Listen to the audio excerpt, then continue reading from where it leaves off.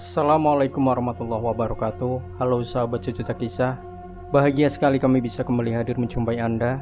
Tentunya seperti biasa, kami akan menyuguhkan cerita-cerita misteri yang menarik untuk Anda simak.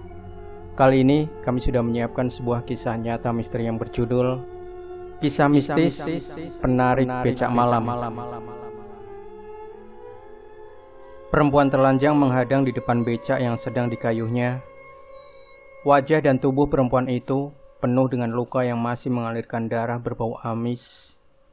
Itulah salah satu resiko orang yang mengais rezeki di malam hari, harus berani akrab dengan hantu-hantu gentayangan. Dunia malam memang syarat dengan kehidupan mistik. Pemunculan-pemunculan makhluk gaib sering terjadi ketika matahari sudah tidur di peraduannya. Bagi orang yang mengais rezeki di malam hari, sudah tentu dunia hantu adalah bagian dari kehidupan mereka. Apalagi orang seperti Pak Suhadi, 51 tahun, pria yang berasal dari Dukuh Mingkrik, Selawi, Tegal ini, selama 19 tahun mengais rezeki di dunia malam sebagai penarik becak. Dia banyak mengalami kejadian aneh. Keanehan tersebut seputar makhluk-makhluk gaib yang mengganggu dirinya. Biasanya berlangsung sehabis mengantar penumpang. Kisah-kisah menyeramkan yang keluar dari mulut Pak Suhadi mengalir begitu ringan. Mungkin karena dia sendiri yang mengalaminya. Pertemuan ini terjadi tanpa sengaja. Waktu itu kebetulan misteri pulang kemalaman. Dari Jogja berangkat sekitar pukul 16 waktu Indonesia Barat. Sehingga sampai di Tegal, waktu sudah menunjukkan pukul 1 lewat beberapa menit. Karena mencari ojek susah, maka misteri memutuskan untuk naik becak. Kebetulan waktu itu yang paling getol menawarkan jasanya adalah Pak Suhadi. Untuk menghargai perjuangannya, jadilah misteri menaiki becaknya. Perjalanan dari Selawi menuju tempat tinggal misteri jauhnya mencapai 20 km. Bayangkan perjalanan begitu jauh di geningan malam ditempuh dengan naik becak. Tentu hal itu tidak nyaman, apalagi angin dini hari begitu dingin menusuk tulang. Namun Pak Suhadi seakan tidak peduli. Dia mengayuh pedal becak dengan tangkas. Misteri sempat kagum juga dengan tenaga lelaki kurus ini. Di usianya yang memasuki senja, namun tenaganya masih tetap prima. Barangkali karena sudah menjadi kebiasaannya, sehingga hal tersebut bukan penderitaan baginya. Memasuki wilayah Dukuh Gledek, tiba-tiba terjadi suatu keanehan. Dengan mata kepala sendiri, misteri melihat di temaramnya gelap malam sejumlah bayangan berlari-larian. Jaraknya hanya sekitar 7 meter di depan becak yang misteri naiki. Bayangan-bayangan aneh tersebut saling menyusul seperti sedang mengajak berlomba dengan becak yang sedang dikayuh Pak Suhadi. Misteri sempat panik juga tegang dengan fenomena aneh tersebut.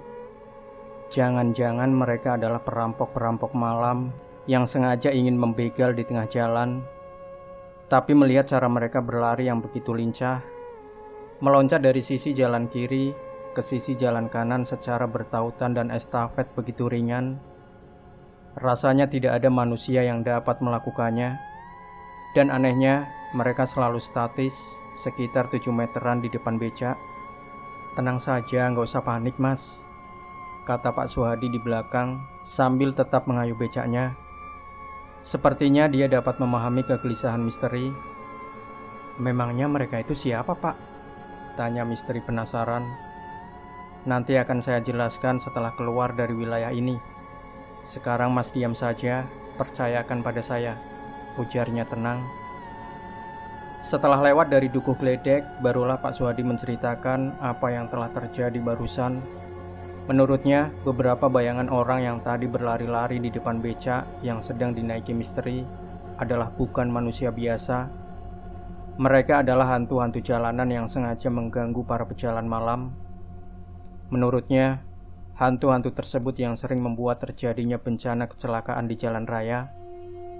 Dengan ulah mereka yang kerap membayang-bayangi di depan kendaraan, maka pengguna jalan banyak yang mengalami kecelakaan.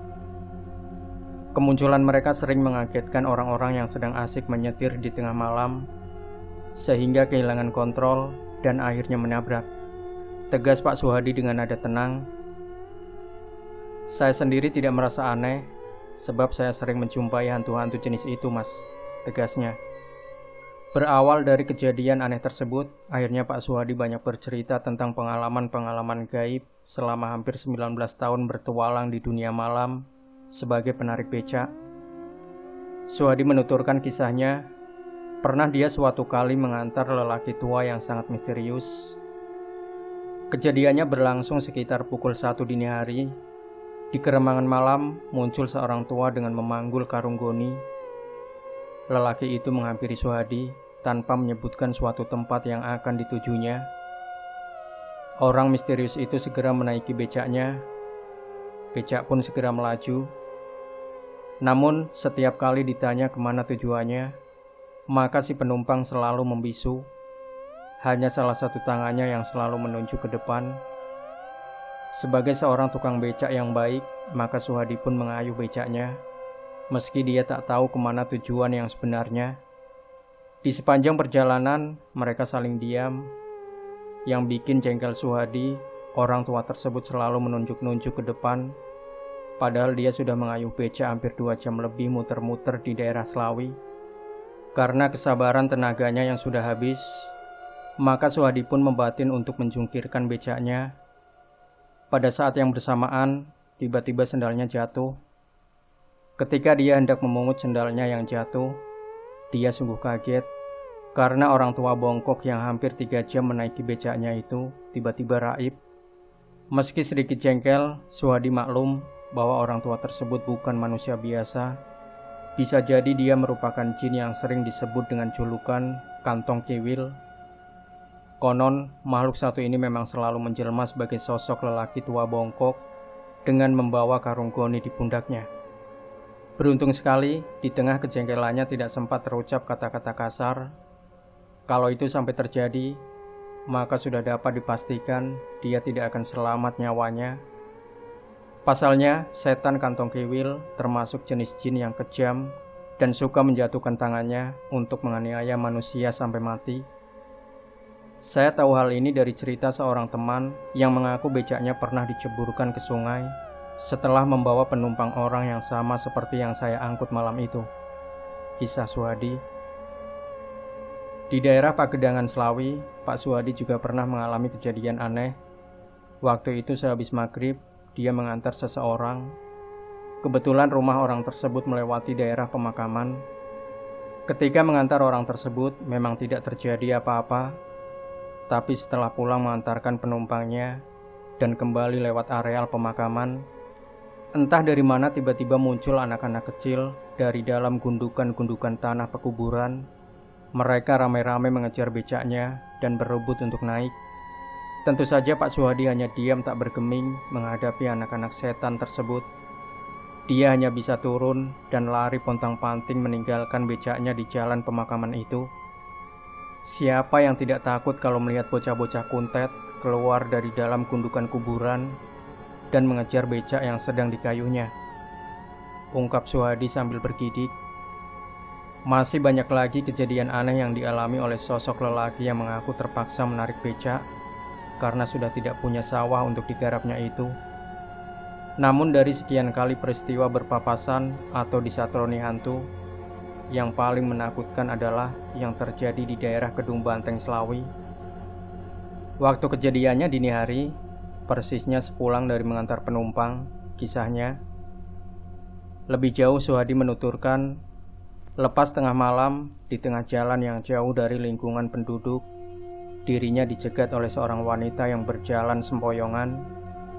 Si wanita menghadang jalan yang akan dilewati becaknya. Melihat sosok wanita yang tiba-tiba muncul, tentu saja dengan rasa kaget Suhadi menghentikan becaknya. Rupanya perempuan itu sedang menangis sambil memegangi mukanya. Namun yang aneh, dia sama sekali tidak memakai baju walau selembar pun. Di samping kikuk, hati Pak Suhadi jadi terenyuh karena dia mengira bahwa wanita yang sedang sempoyongan sambil menangis terisak itu adalah korban perkosaan. Namun alangkah terkejutnya dia ketika hendak menolong si wanita naik ke becaknya. Wanita yang tadinya menangis itu malah tertawa cekikikan dengan suara yang sangat menyeramkan. Bersamaan dengan itu, si wanita juga membuka wajahnya yang ternyata penuh dengan luka yang masih mengalirkan darah amis. Saya hampir jatuh pingsan. Untung saja saya masih punya nyali untuk menghadapinya, cerita Pak Suhadi. Begitu sadar, dia segera mengambil batu kerikil dan dilemparkan ke wanita telanjang itu. Namun sebelumnya, batu kerikil itu dibacakan ayat kursi.